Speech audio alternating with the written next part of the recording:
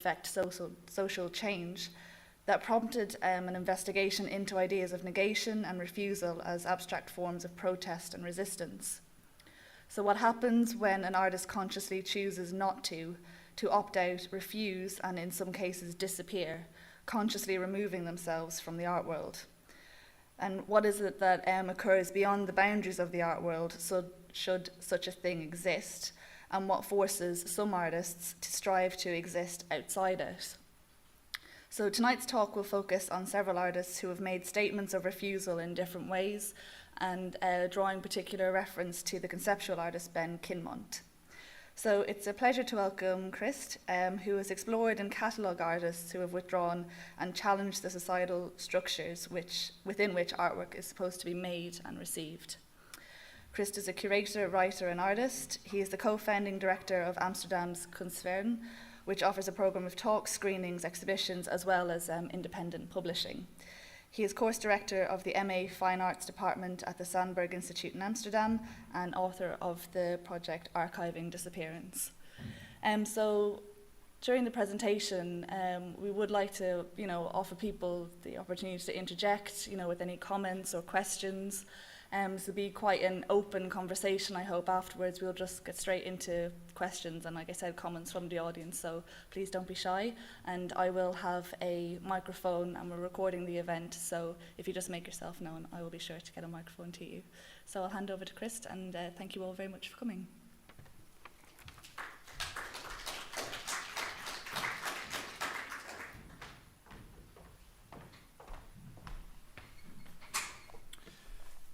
I don't have to lean, eh? No, it works like this. Perfect. Thanks, Emma, for the invitation. I actually would like to start with a brief introduction of what I do daily, and which maybe is also interesting because it kind of relates to some of the aspects that I'm going to address today. So my daily jobs, I would say, are two.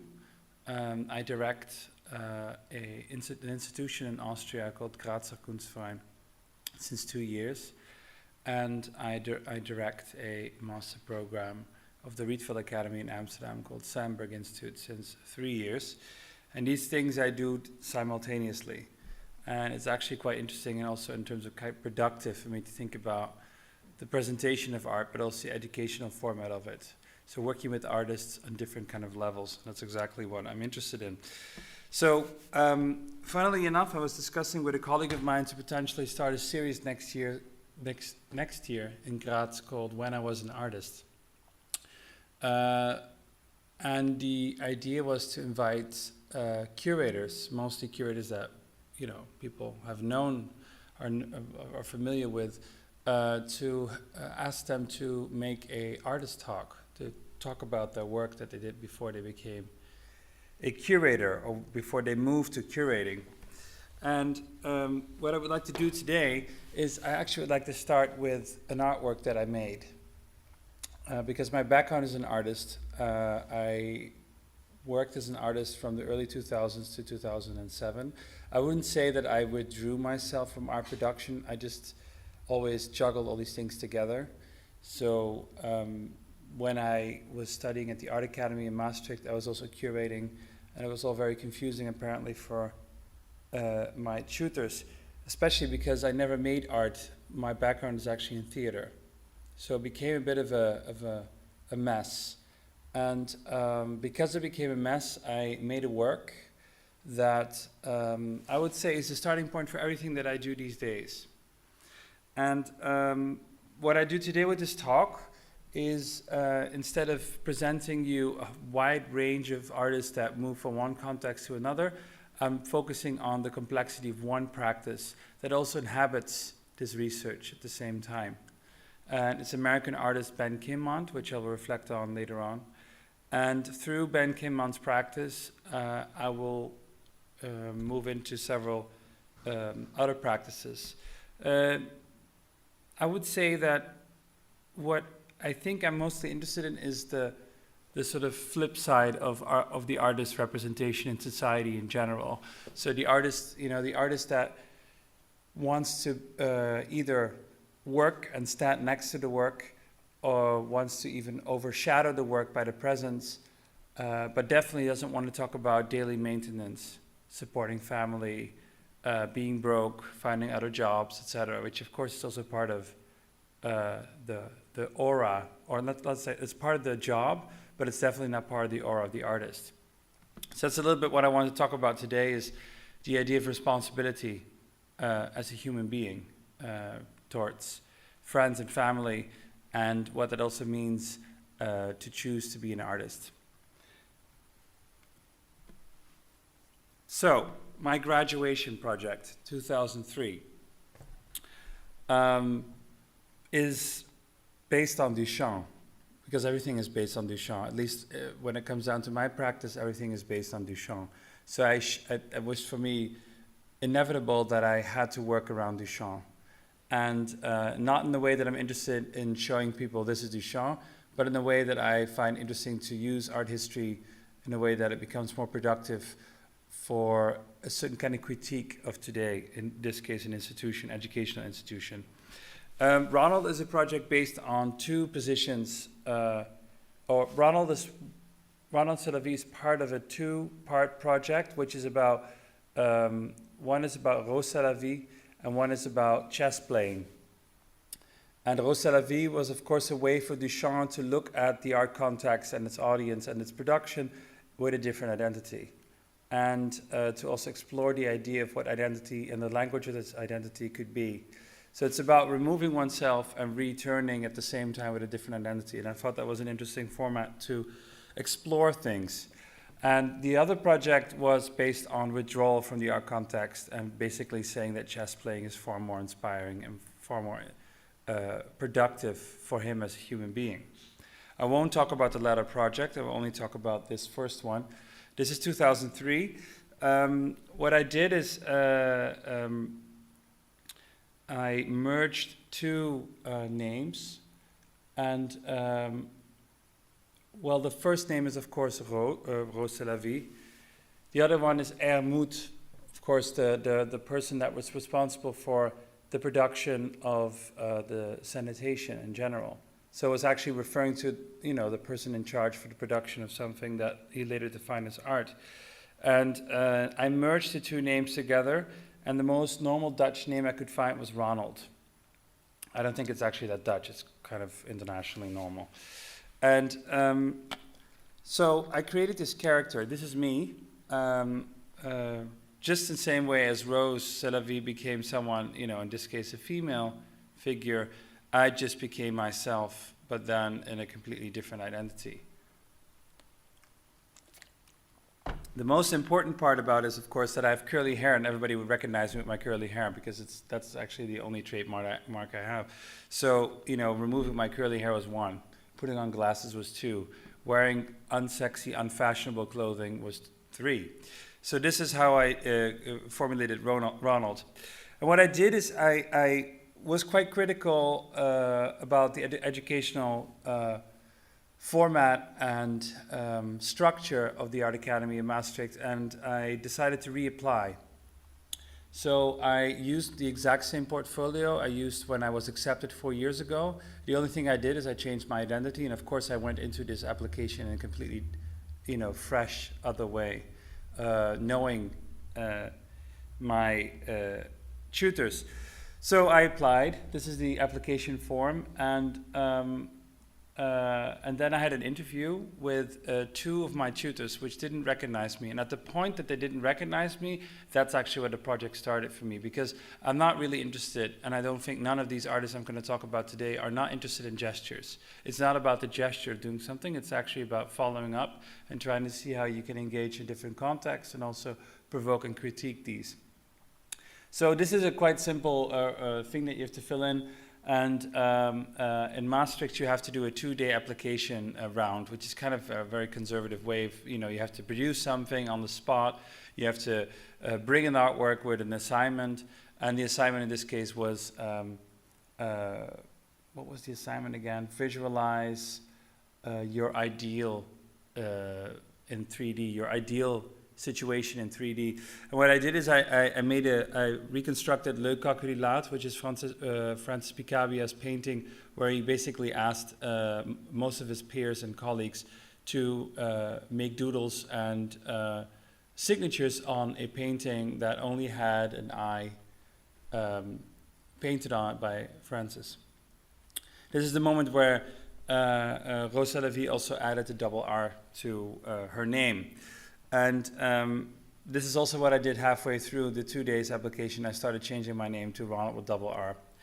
And it was interesting because nobody actually asked, oh, that's a coincidence that you have this last name. It was a very interesting, strange situation for me to encounter, knowing that there's almost this, let's say, non-committal relationship to students at a BA was part of, or at least it became apparent. So then I received this letter that I was not accepted.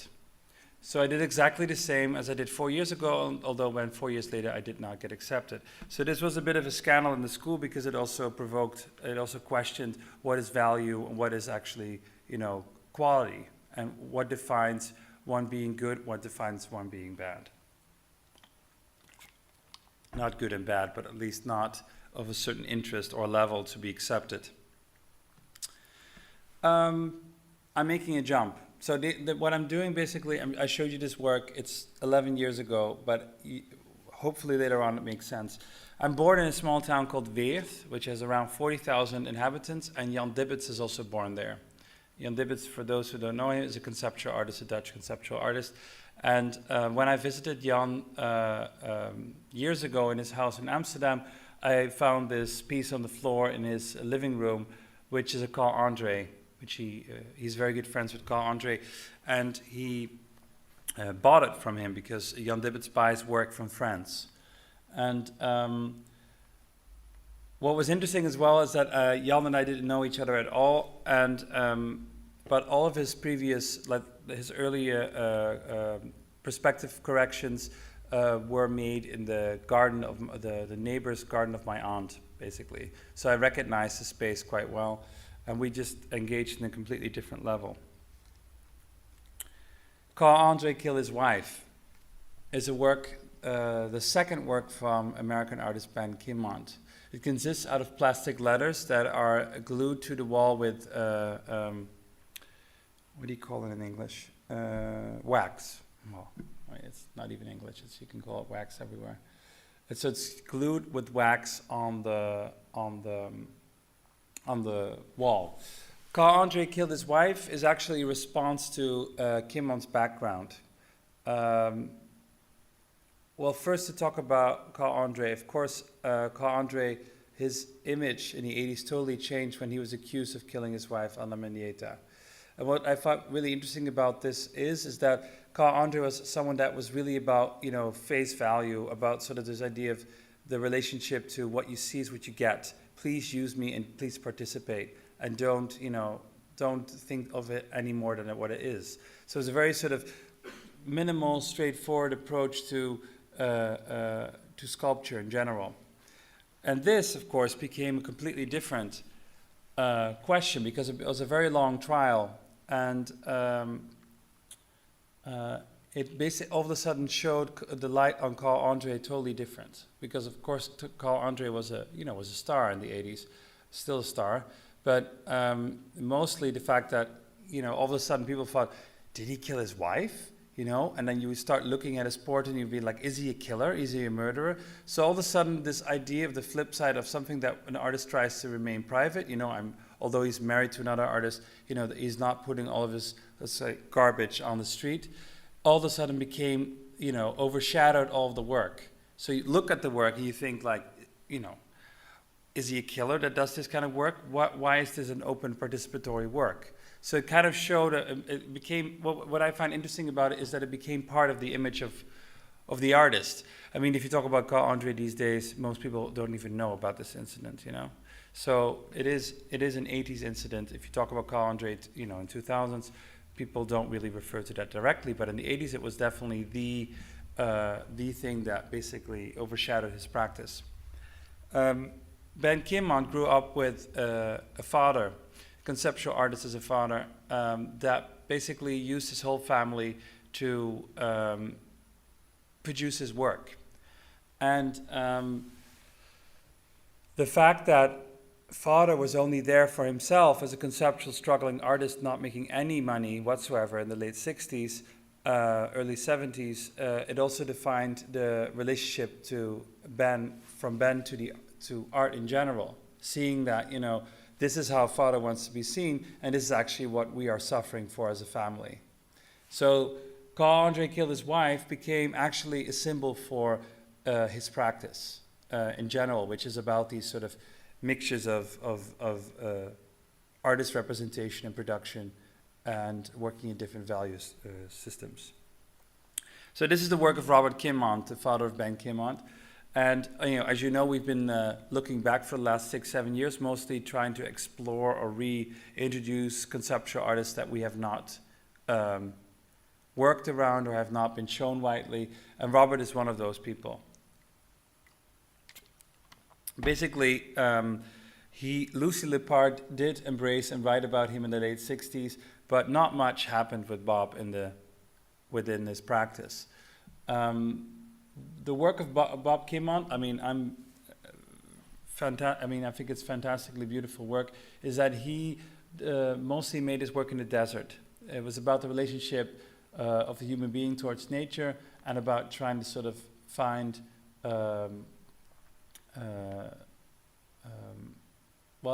don't know, I can't find the English word, but trying to find a relationship between someone, solitude, alone in relation to nature. And so what he did is he did quite performative work, and it had this sort of idea of questioning the idea of production, but also the idea of how to engage with the environment directly.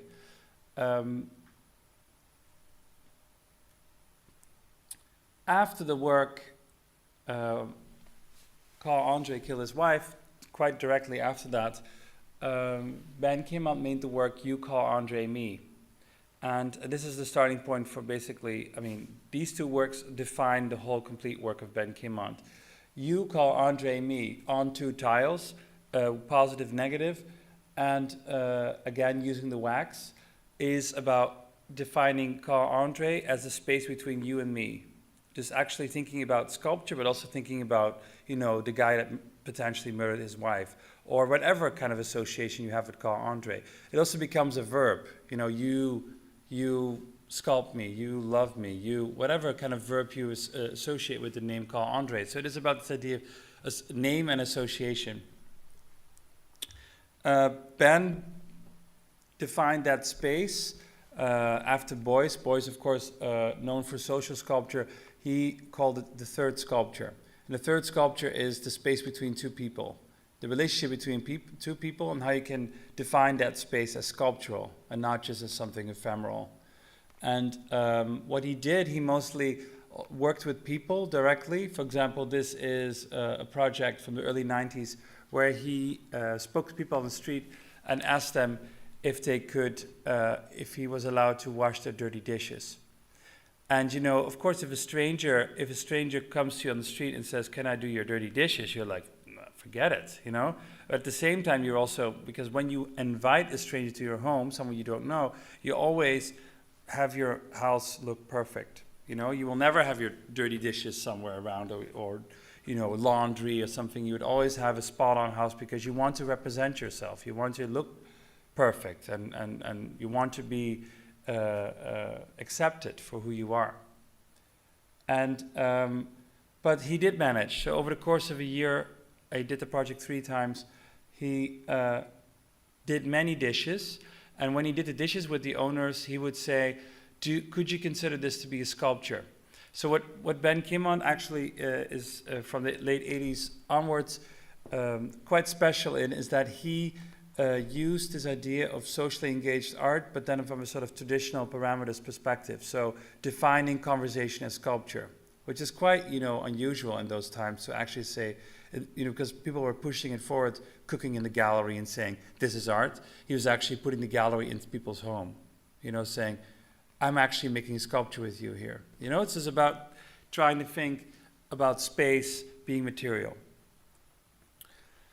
This is another project where he basically asks people how they could imagine the idea of the third sculpture. So it's a conversation between people, and the people actually trying to see how they could relate to the idea that their conversation with him is a sculpture, and how they could imagine this.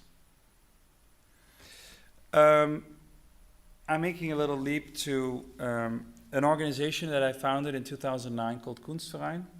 And it was founded as a response to the populist right-wing approach to culture in the Netherlands, which is all about numbers and about trying to get as much people in as possible, and also making art understandable, which I think is the death for an institution. And the idea of Koontz Wine was to embrace the 19th century model of an institution that was mostly supported by the bourgeoisie, that was curious about knowing about art and wanted someone from the art context to explain it to them or to show exhibition to them. And together with my colleague, we tried to explore how that works in the Netherlands, because the Netherlands is from the 60s a subsidized country. There's no proper private context. There's not a lot of companies nor collectors that invest in art. And we were interested in if we would set up an institution that would be super niche-oriented, an artist institution, so it would show mostly retrospectives of artists that would be way too radical for any kind of institution, and see if there would be an audience interested in this through membership. Luckily, we're 5 years old, so that means that we're still, let's say, accepted, and that people find it interesting. What we did is, the space that we inhabit now in Amsterdam, we also change it and blend in with the economy of the street. So the street, it's a ground floor shop kind of space, and it's in a working class gentrified area in Amsterdam called the Pijp. And in that street, there's a lot of stores that you wonder how they survive, like totally weird stuff, and you just like, how do they manage? So we wanted to blend in with that question of like people passing by thinking, what is this, So we did a series of retrospectives that looked like shops. So they had a complete different identity. So we changed the space every 3 months so much that every 3 months people came in like, another shop? It would be this constant sort of questioning of what is it? And then we said, well, oh yes, another shop, come in, have a look. And then of course they would realize that all of a sudden they're in an exhibition, and that the conversation about the work is part of the structure of the institution. So the first in the shop series was a retrospective of Ben Kinmont. Ben Kinmont was also an artist that basically was off the map, because his work was so obscured and also very much derived on research on artists that were dealing with withdrawal from the art context, so artists that including artists that have completely been forgotten, and their radical position towards production made them withdraw to another context. It actually became part of his work. And so what I did is I worked with him for 2 years to get his whole oeuvre together, all of the works properly archived and created and everything, and then we had to travel to 4 institutions in Europe and America. Ben's work is basically everything that happens through a conversation he collects. So whenever there's a receipt or something, it needs to be part of the archive. He considers the archive boxes his sculptures. So it's not just a way of documenting something, it's actually all part of the work. And he also wants people to handle the archives. So what we did is we basically took all of his work and had 2 levels. The first level are the boxes, and the top level is what we curated every week. So every week the table looked different, and we would open the boxes and people could handle them. But people were also allowed to take those boxes out and then work with them. So we had a lot of students come in for hours and hours of researching his work. Because Ben was struggling so much as an artist as well, like his father and like his brother, he got interested in the idea of how to support his family that was close to his interest. And food was part of his interest. So he started working with an antique seller who learned him the business of antique bookselling. And antique bookselling mostly, in this case, he became an expert in gastronomy, the history of gastronomic, how do you say that? Gastronomic books, that's not English, but you know what I mean. Cookbooks, basically. And so it started as it started as a work of art, and it was called "Sometimes It's a nicer sculpture to be able to support your family." And so it started as an artwork, and the antique bookselling context he didn't want them to know that it actually was an art project, because he wanted to be taken seriously. It's again about this idea of being an antique bookseller as a gesture to show the art world how smart you are, or to actually engage in a different economy. So he managed to become really successful with this, and also divided his brain in two parts. I'm an artist and I'm a bookseller. And that idea of the bookselling is also something that, he really takes serious, in the sense that, this is his main income. He has a bookselling store in California, a little bit above San Francisco, and he doesn't mix the art practice. So it's always a bit like, it always runs parallel to one another. But there's, of course, the art context is intrigued by the books that he produced, because they're quite unique, quite beautiful how he deals with that. I'll show you an image later. But what he does in the art context is he actually started working with food. This is another view, the exhibition. So he started working with food, and part of the exhibition was a project called Exhibition in Your Mouth, which we organized together at the Stedelijk Museum in Amsterdam, which we work with quite closely. And it's quite simple. It's a 9-course menu through the history of artists making food. So it's a selection of 9 artists that made a specific dish as an artwork. For example, Marcel Duchamp made 12 different kind of puree, mashed potato. And Louise Bourgeois was mostly known for a cucumber salad, kind of a special way how she made it. So it was a 9-course meal where you would eat yourself through history. So you'd start with Duchamp, you move into the futurists, and then you just moved on to more contemporary artists. But it was also about, if someone had made cheese, it doesn't make any sense to put that in the middle. So there was a younger artist that made a solo-wit incomplete cube series out of cheese. And he made the cheese himself. So he went and learned how to make special French cheese. And this is one example of one of the cubes. So this, and what's really, of course, this is a very sexy project, right? I mean, it's really like, oh, we want this project as a museum. And he basically only did it twice, because he hates the idea that his work is being used as a sort of fundraiser. He's like, oh, we'll do a dinner for 9 people, a 9-course dinner for all of our, patrons, and we'll use, Ben's work. That's exactly what he's not interested in. So he works with a specific restaurant in a city, and then develops with the restaurant together the menu and what kind of wine comes with it, etc., because he wants to engage with the general public. So the public says, oh, that looks like an interesting menu, not knowing that they're actually eating a dish based on Duchamp or any of the other artists that I mentioned. This is an interesting bridge, I must say. This is what I was just saying, that his book-selling business is also incorporating the art context sometimes. So these are his catalogs from the last 10 years, but then published by an art publisher in Toronto. So, again, it feeds back.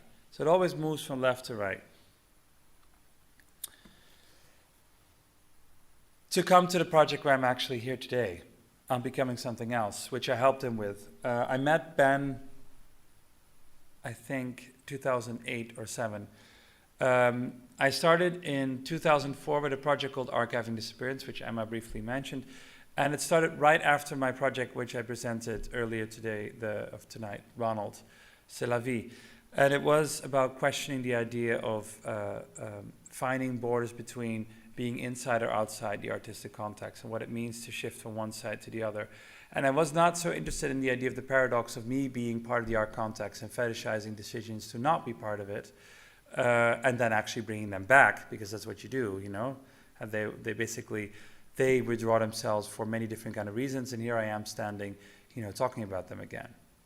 So I became less interested. In 2004, when I started the project, it only consisted of me talking about my research. So I was talking about an archive, and the archive would only consist out of case studies, which I divided in 5 parts of different types of withdrawal.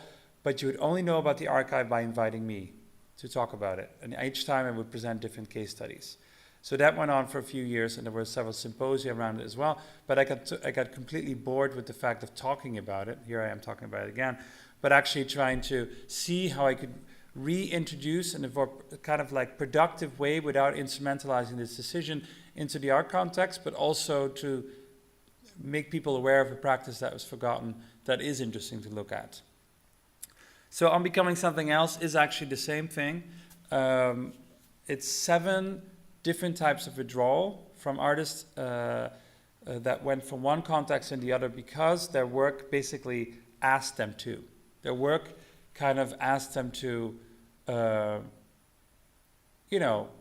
move on and go into another sort of like, it was not like, oh, just because I'm an artist and I'm exhibiting, I need to continue. Actually, my work is like, for example, there's one artist that made medicine as artworks, but they actually became really helpful for the pharmaceutical industry.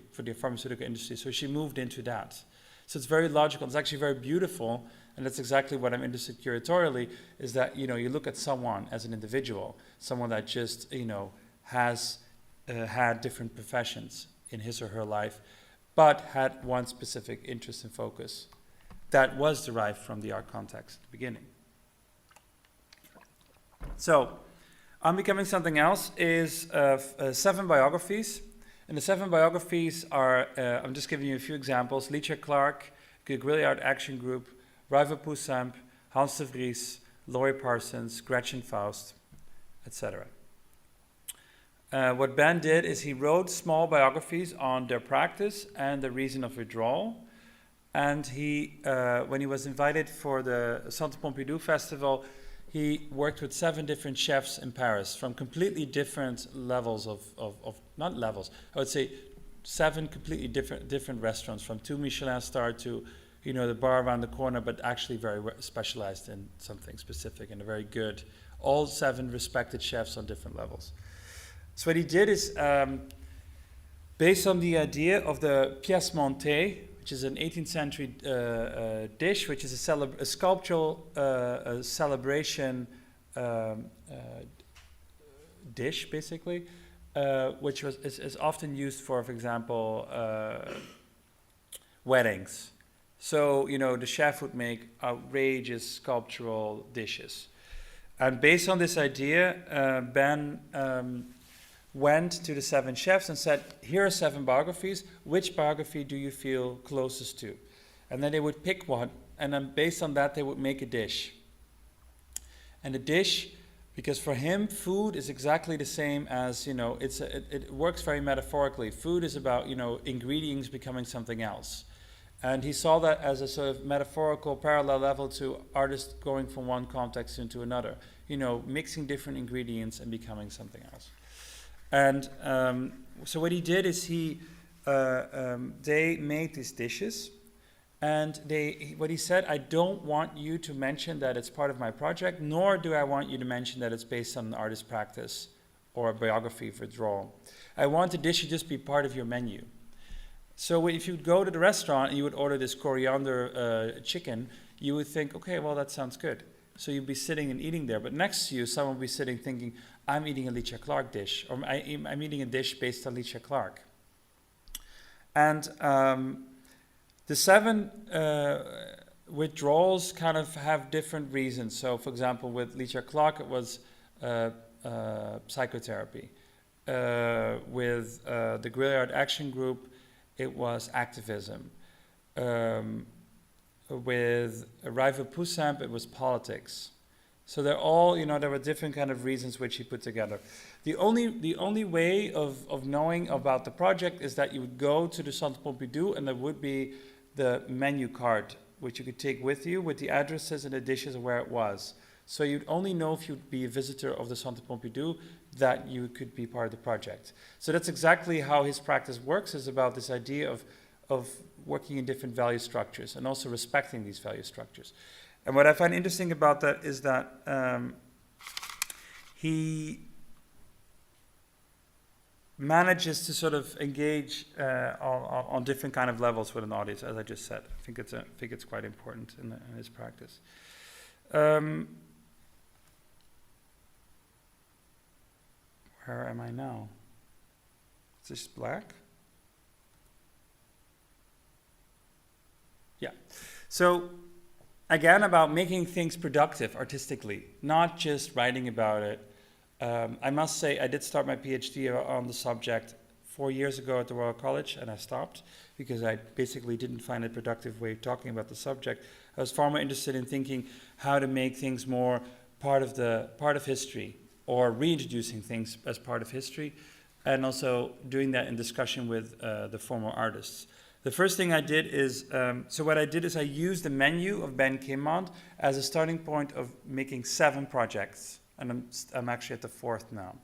So I'm taking my time, and I'm just thinking and discussing with these people what way to make this productive for both them and for me and for the art, and for art history and for current contemporary history, contemporary context, how to reintroduce this. So, for example, the Guerrilla Art Action Group. This is the image that was there. That's weird that it's lost. So the Guerrilla Art Action Group was a group that was founded.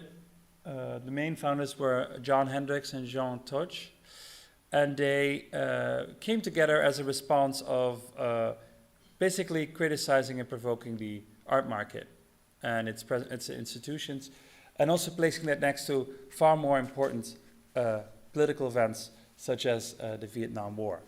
So trying to provoke the let's call it the elitist approach of art, and trying to see how they could combine that.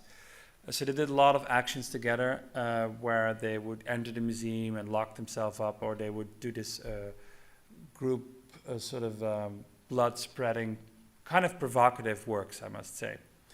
And the Guerrilla Art Action Group in '78, there was a catalog produced of all their work because they withdrew. They don't exist since that time. And what was interesting about it is that what I find important about it is that the book was totally out of print. You could not get it. If you'd find it online, it would be 500 euros. And I thought that was ridiculous because it's so beautiful to have this sort of catalog raisonné from 5 years of work, and it's just a pity that it's not that it's not accessible anymore. It was printed by Printed Matter. And at that point, A.A. Bronson, artist, was still the director. So together with A.A. Bronson, we approached John and Jean and said, okay, would you be interested if we would do a reprint of this book? Because I am interested in this idea of reprinting things, as I find some of the cases to be important to be discussed again these days. So this is the first thing I did, and it was 4 years ago. So you can buy the book now for 19 euros. Which is a totally different thing, of course. And I thought that was also kind of an important gesture. So with each of the projects, I just think about different ways of what kind of audience could make use of it. So instead of doing an exhibition about the Guerrilla Art Action Group, which I found was very redundant, I would actually like to, a product they were supportive about, to reincorporate that and reintroduce it into the art market. Ooh, I have to run. You're going to cut me off if it's too long. So, you know what I'll do? Because I have actually 4 cases that I wanted to say, I'll just leave it at this one that I'm going to talk about right now. The second project I did was on Raivo Puusemp, which is an Estonian, the Estonians call him the first Estonian conceptual artist, but he basically moved to America when he was 4. And Raivo was mostly... at the beginning when he moved, because he studied in Salt Lake City, he's best friends with Paul McCarthy, and Paul went to LA and Raivo went to New York. And when he went to New York, he was producing mostly works that were about the construction of phenomenology. So he was making sculptures that were altering reality, in this case, mostly creating phenomenology in nature. So the works were kind of sleek and very, very beautifully produced and quite strange, I would say. And At that time, conceptual art was really the thing in New York, huh? And 57th Street was this street for galleries. And so he found this ad in the paper, one of art papers says, "Join us, museum." And museum was the name of a group of artists. And the idea of museum was to not exhibit in a museum, but create your own museum. And what he noticed when he joined the group is that actually everybody is just there to criticize the art market, but not produce anything. And he became interested in this idea of how one could lobby and influence one another, and how that actually could be the material for art.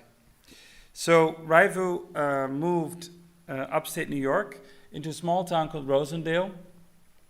And it was a town of 1,500 people, and he was at that point a director of a local art school. And the local art school, because he was doing a good job, and they were looking for a mayor of the town because it was totally corrupt. All the money that was for the town went into the board, and the board was not paying any attention to what was actually necessary for the town. So, for example, the sewage system was a complete mess. So what Raivo did, not knowing that people actually thought it was an art project, he campaigned for mayor and got it. But there was an agenda that nobody knew. His idea as a mayor was to have the town dissolve. Because the town didn't work anymore, and he wanted the town to dissolve politically and become part of a larger municipality. The project in the end is called Beyond Our Dissolution of Rosendale. So in 2 years' time, he managed to have the town convince themselves that they should not exist as a political entity, and as of 78, the town does not exist anymore. What Raivo did is he collected all the clippings as a mayor, from the beginning he was elected to his 2 years tenureship and to the dissolution of the town itself. And in the back of the project of the book, it also says the relationship of how he moved as an artist and how he also withdrew himself after this project as an artist to become a specialist in ski resorts. So it's kind of interesting to move from interest of nature and phenomenology to sort of the political idea of lobbying and influencing and having a town decide to withdraw or to dissolve, and then actually founding Ski Utah outside of Salt Lake City. So what I thought was interesting about it is that, of course, I interviewed him and said, I mean, was this intentional? Did you start a mayorship with the idea that it's a conceptual artwork? Or did you decide at the point where you dissolved the town because you thought it was politically correct that you'd call it art? And that's a kind of an interesting, ambiguous decision that he was of position that he was also not able to tell me. Like, when the point came that he became aware of what he was doing as to be considered as art. So what I did is I made a retrospective on his work. Of course, it's completely ephemeral. He destroyed all of his work, and all the works he produced he had slides of. And there was one work that he donated to the Salt Lake, at that point, Art Center. And so I called the Salt Lake Art Center, which is now the Museum of Contemporary Art in Utah, and they found deep down in storage one work of Raivo, which is the slide projector in the back. So the show includes everything that I could find around him, and it also includes On Becoming Something Else, and a vitrine about some of the artists that I was interested in and that I'm researching. What is, however, interesting is that he started working for Paul McCarthy, and also as an assistant. Next to when he was 65 and went in retirement, he started helping out Paul McCarthy, and then Paul was invited to do a project in the gardens of an ethnological museum in Leiden in the Netherlands. And then Paul said, "You know what? Maybe you should do something, Raivo, because you've been dealing with nature, etc." But Raivo was like, because he was been helping Paul a lot with ideas. You know what, Paul? I have an idea. I'll get back to this, So he said, I have an idea. You know what I'll do? Because this was at the height of Paul McCarthy's market, where he was really selling unbelievable amount of work for a lot of money. So he decided to have a hole digged into the garden of the museum and make a cast of one of the sculptures that were just sold for $250,000. and buried the cost into the ground of the museum so it could never be reproduced and he could not make more profit out of it. So here you see, this is one of Paul's sculptures being buried into the ground. So this is actually to be considered an artwork from 2004. So it's kind of strange someone withdrawing in 1980 and then making this work as an invitation by an artist that wants him to be an artist again. Now my question to you is, should I stop or should I just say one more thing? That's one person. Seriously. If you want me to stop, then I just stop, because I mean I said 45 minutes and that's exactly what it is now. And I've been talking too long. I said to Emma, like, okay. Don't stop? One more? Okay. Actually, it's good because this is the one that I'm working on right now. So the other person that I'm currently working on is Hans de Vries, a Dutch artist that was painting up to the late 60s and lived on purpose secluded in Groningen, which is a province in the Netherlands, so not in Amsterdam, and was trying to document the relationship between humans and nature and how they could influence one another, which maybe sounds totally boring, but his way was very dry and very direct, and he was very interested in how those two things can create together. Hans de Vries is mostly known for artist publications. He made 7, because he's not interested in the idea, he wants that people read and distribute the work, so he's not interested in putting things on vitrines. He's also part of a group of people that were, at that point, exhibited quite a bit in Amsterdam on the idea of environmental conceptual art, basically. And this is one of his books. I've been collecting his books for years already. They're quite hard to get. And this is called The Life of a Lemongrass Tree. So he received one little branch of a tree, and he divided it amongst 8 people, friends, always friends and family, and he had them document the life of the tree for years. So you have 8 different lives of different people, but the center point is that little tree or that plant. It's actually a plant. And the documentation is very, like, it's Dutch, you know, he doesn't care about the idea that people outside the Netherlands cannot read it, but he made these beautiful publications around it. You know, the other one here is also another one I have called Het Dode Beestenboek, which means the death animal book. It's a street where he was living on, where a lot of cars were racing quite fast and were hitting animals on a daily basis. He would document the situation, where the animal was, what basically happened. You can see it in the drawing, and would write about the encounter, and also see if the animal would become part of what humans actually created in nature, in this case, a road. So it's very simple, dry kind of work. And this is the cover of the book. So what I've been doing is same like I did with Raivo, same as I did with other people. I try to find the person. And Hans de Vries withdrew in the mid-70s from the art context because he was much more interested in working with nature in general and not to justify it as art anymore. And he also said, when he produced art, he said, I just call myself artist for the sake of not knowing what to call myself. And he became interested in farming.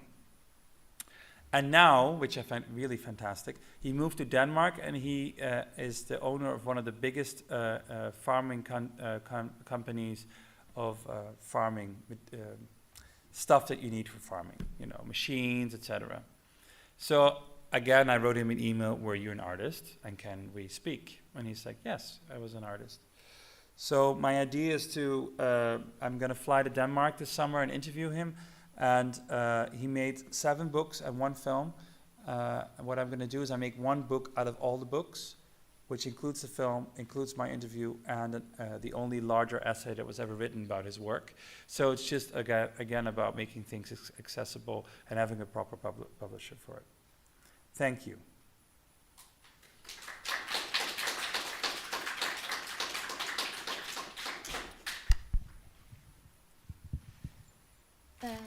Thanks, Chris. That was quite a layered complicated view from many different artists, and I mean, trying to think about how they sort of interrelate as well is quite an interesting process. But does anybody want to start with any questions or comments on any of the artists in particular, or some of the things that have come up?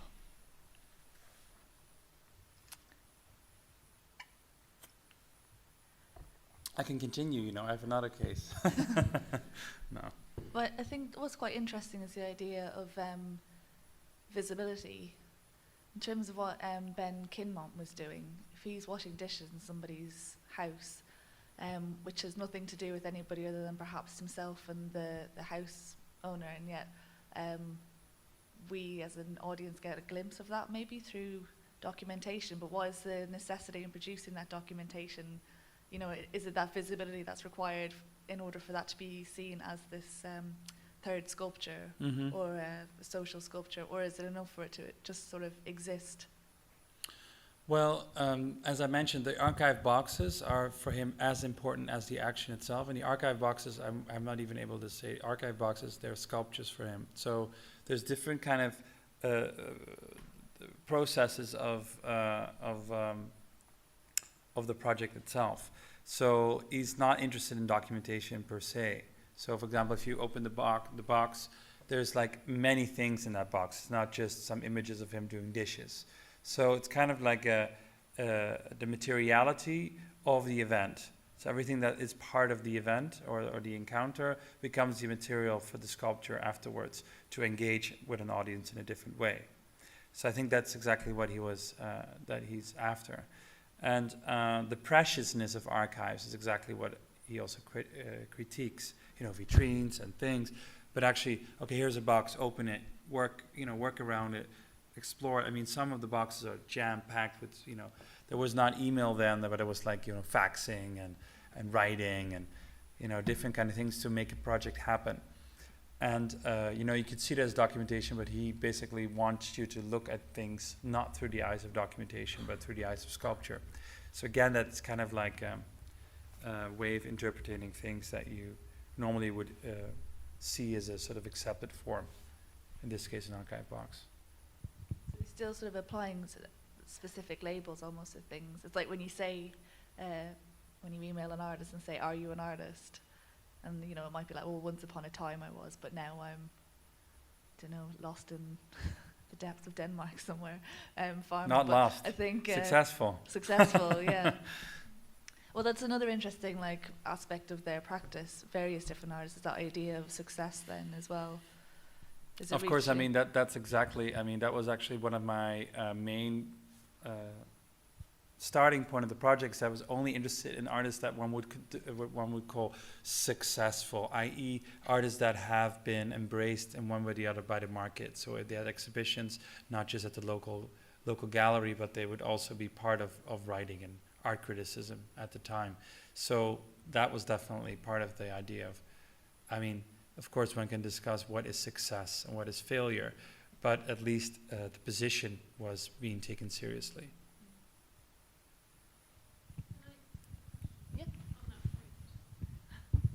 Hi.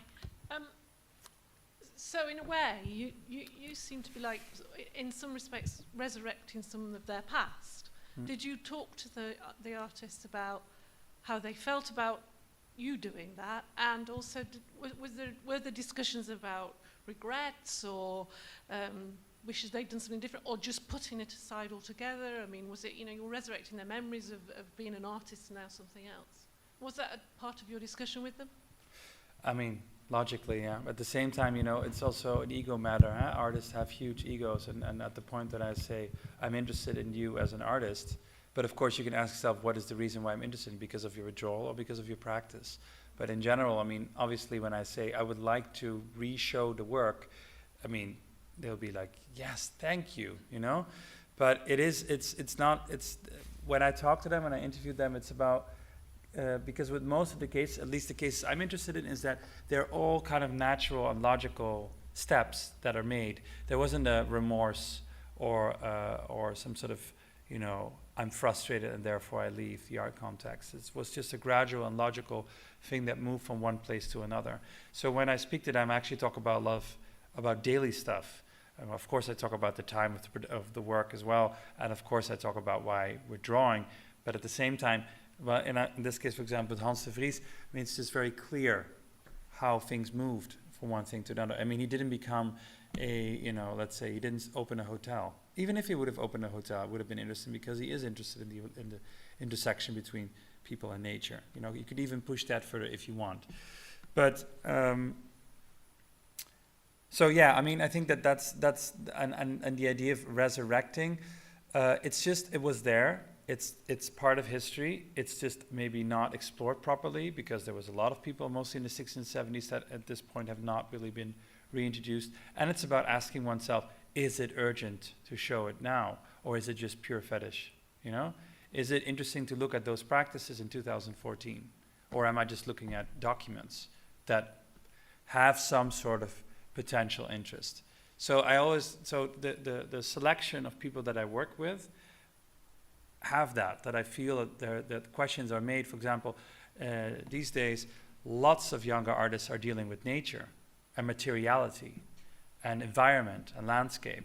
You know, so it's like, but what happened with, they have no clue about this artist. The other artist, which has almost the same name, Dutch name, Herman de Vries, makes books and also deals with nature. So there was always this weird mix-up between Hans and Herman. And Herman de Vries is a known artist, Hans de Vries is not. So, yeah, I think did I answer your question? Because I can... Did you say at one point that you did the collection was, you pulled it all together, drawing on bits, I'm sorry, I can't quite remember, drawing on bits of his work to put in a book. Is that right? Hans de Vries? Was it him? No. With Hans de Vries, I'm gonna do is I'm gonna respect the product he produced, which is books, which he considered to be the most important element of his work, and to make a collection out of all these books. So basically, it's about gluing 7 books on top of each other, including the introduction to the work of an essay that already existed, and an interview with me that I'm gonna do in the summer. So it's quite simple. It's just about again putting it out there because his books, they're in antique bookseller stores. You can find them somewhere. I found 3 so far. So it's just about, making things accessible again, which I find very important. But was he involved in the process of putting it together, almost like an edited collection, if you like? No, I mean we're at basically at phone call level. Right, okay. This is my idea. Maybe he says I hate it, and then we'll just not do it, right? And first I have to fly to Denmark for that. We'll have to see how that goes.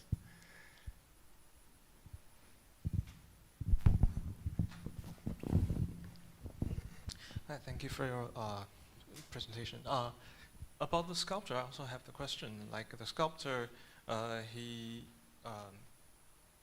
wanted to make the conversation an art. Well, for sculptor, his means of communication is mainly visual, traditionally speaking, and when he tries to make language in arts, how is he different from a poet? I mean, for a poet, of course, conversation can be art, but for sculptor, when he tries to make conversation art, I mean, what's the difference? Well, it's in this case, sculpture is about molding and defining. In this case, a volume, and the ephemerality of language. In this case, the ephemerality of communication is what he's interested in. Is in giving that form, giving it volume. So defining a ephemeral thing such as a conversation as sculpture makes you think about what actually happens within the act of conversing. With a set of conditions, in this case, for example, washing dishes. But also, for example, another project within that sort of same line of thought, which is about the sort of flip side of what one doesn't want to know. Is, for example, he learned to make beds in a hotel where all the collectors were from an art fair. And so he became part of the staff, and he made all the beds of all the collectors when they went to the art fair. So, it's like a whole, what is interesting for me is that the whole arch of the work, all of the work that he made, and he entitles the third sculpture. So it's about this idea, as I said, the moldable part of a conversation, to think about it in a material way, you know, and to compare it to a poet. I think in a poet it's about, you know, rhythm, and it's about the idea also of sort of making autonomous forms of language itself, and trying to think about what is being said, but also is quite self-reflexive of the content of those words, which I think is a different thing than defining a conversation as a sculpture.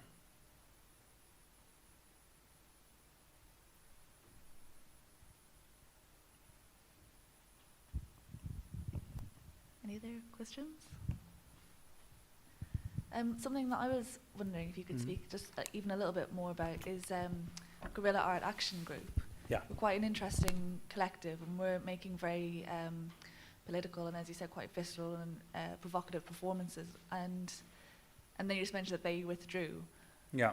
But were they still very active in their activism, I suppose? And what other kind of circles, I suppose, they might have been involved in that was beyond the art world, which would have supported what they were doing, if you know what I mean. Well, this is actually good, because I forgot to tell you why they withdrew. I think that, and this is the same with an artist that I am currently doing a traveling solo show called Mara Ladham and Ukuleles, which is an artist that is basically using the art context to make small social change. This maybe sounds huge, but she really also does it in a very humongous way. And the Guerrilla Art Action Group had the same ideology, you know, provoking and questioning the market, but also seeing how they could use the art context to make some political change happen. For example, they were fighting for a woman that was on death row, and they were trying to find, through the art market, find money to keep her off death row. And so they had this whole sort of, you know, you see it in the book, they have this whole strategy of trying to see how they could get her out of death row, and by, you know, getting money from patrons, museums, et cetera, et cetera, et cetera. But in the end, nobody seemed to be that interested, and then she died. So for them, it was really about, you know, the complete failure of working within that system at all. So they said, why bother, you know? Someone died, and nobody cared, you know? At least not from the world that we find ourselves in at that point, when it's sort of this sort of activist approach, which also was their art. So it's about like institutional critique, that was also basically the work itself. But then also this institutional critique, not just for the sake of institutional critique, but also to see how you could use that to think about larger political issues at that time.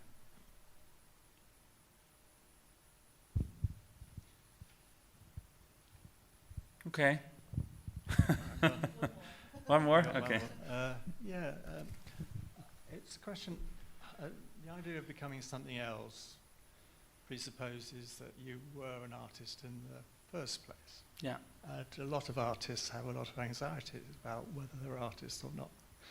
You know, they don't see it as a permanent state.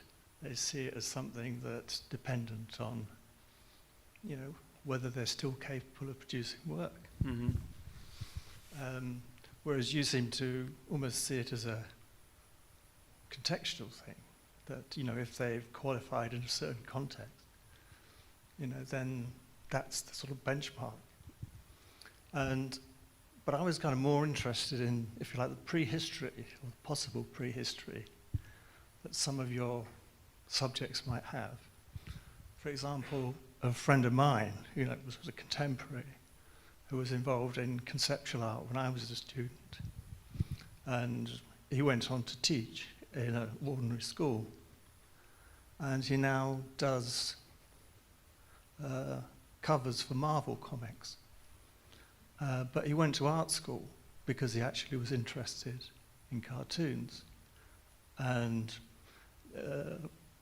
his experience of being an art student was really quite coincidental. And in actually quite a few of my contemporaries, later in life, they revert to things that were important in their teens and led them into art college, and into becoming an artist. But actually, the art business didn't really help them very much. So I wondered whether, in the case of your subject, where you investigated whether there was a deeper interest that predated their involvement with contemporary art. Do you mean a deeper interest to, let's say, before they moved into the art? Yeah. Is that what you mean? Yeah. Well, I mean, with all the artists that I investigate, of course, I start from when they were born. So it's kind of like, why did one decide to, for example, go to an art academy? But also, and as I said before, I also believe that there are many people that basically can still define themselves as artists, whether or not they're still producing, or are, let's say, they might still be producing, but they're not, let's say, active or exhibiting, but they just kind of plunge in and out, whenever it kind of feels necessary for them, or when there's a need. Yeah? Because, I mean, in all fairness, it is about whether there's a need. And that's not only about, the personal idea of being an artist, but also the reason how I investigate is, from where to when are they encounter, but basically how they are calling themselves, or at least feeling the fact that they're artists, or maybe they're just being titled artists because their position of what they were doing was included in exhibitions or in catalogs or in writing, etc. And I guess what the example that you give also has this idea of not really, I would say, not immediately being part of it. I mean, producing and having, done an art academy and having exhibited, but actually, if someone would look into the books, there is hardly anything. Then it's kind of so these are fine lines in this case for the research itself, and I think it's a bit hard to answer your question, I would say, in that sense, about deeper thoughts on. I also find it quite complicated, in the sense that you could just title yourself an artist, or that you feel that you're an artist, or that you're being titled an artist, but in the end, it is a profession. It's not only just a way of living.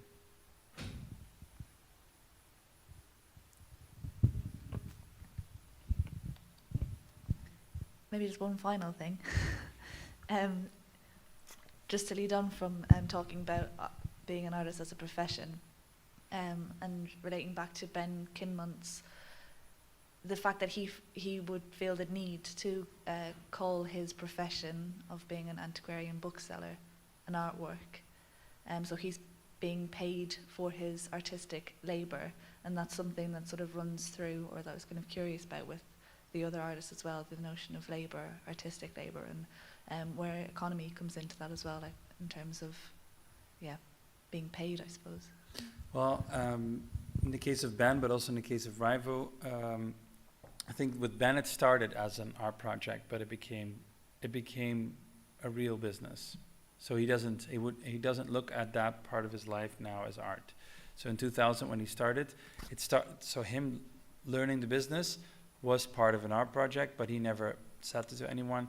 But then actually when it kind of kicked off and it had his own sort of value and reason, he would not stand here and say that that's an art project. So it's just something that really works entirely in its own economy.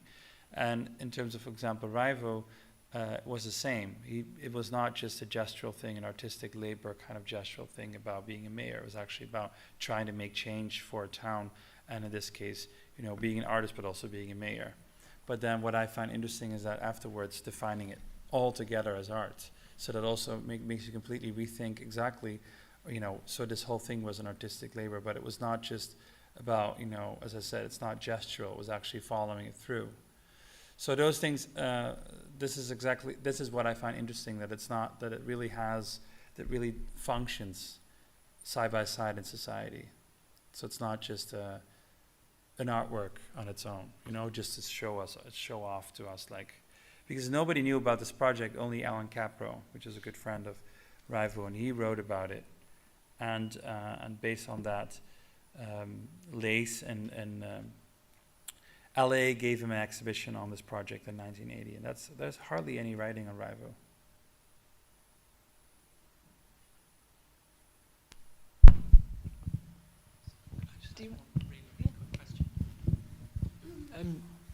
The project with Raivo, did the kind of response of the local inhabitants change significantly when it came out that it was an art project, or did it remain the same kind of throughout? Or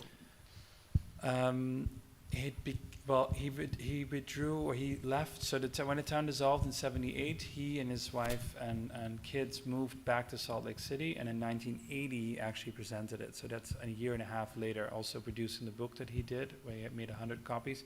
So I don't think that the town actually, maybe the people now would, I don't know. I haven't spoken to people that live in the town, what the response was. It is, if you Wikipedia, there's a Wikipedia page on the project, then it does say that there were speculations about it already, that he was a conceptual artist, and whether or not this was so there was already certain kind of speculations, but he apparently managed to do it in such a way that people also, whether or not they thought it was art or an art project, they also thought it made sense, you know, like for them to become part of a larger municipality and,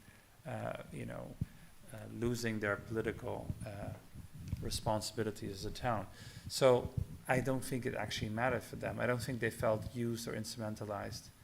But it's hard for me to say because I haven't spoken to anyone.